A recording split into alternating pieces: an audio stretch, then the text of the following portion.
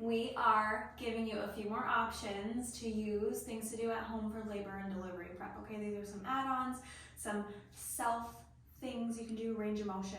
So tennis ball, lacrosse ball, per your comfort, we're going to work on that sacrotuberous ligament release.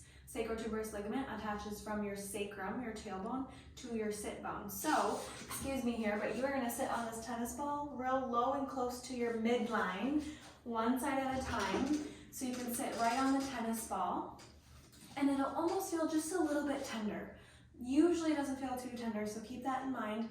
And you can just breathe, right? Deep breath in and out, maybe 30 to 60 seconds per your comfort. Do both sides.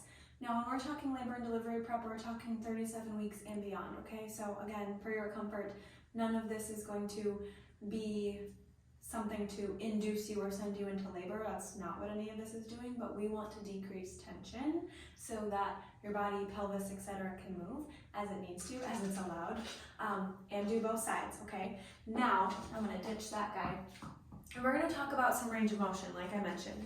When you bring your knees in and feet are out, that helps open your pelvic outlet. Stay here.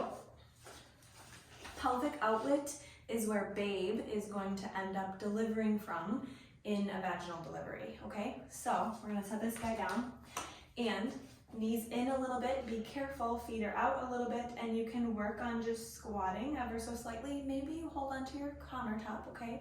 Because internal rotation of the femur of the leg is harder than external. So just we'll give you something to work on there. You can do the very same thing, kneeling, knees are in, feet are out. You can use hands on the floor to help stabilize yourself and just sit back into the squat. Be careful on your knees. And or utilize your exercise ball to also help support you. So knees in, feet are out, and we're just rocking back to get some good movement, because when knees are out and feet are in, that opens pelvic inlet, the top of your pelvis, where babe will engage.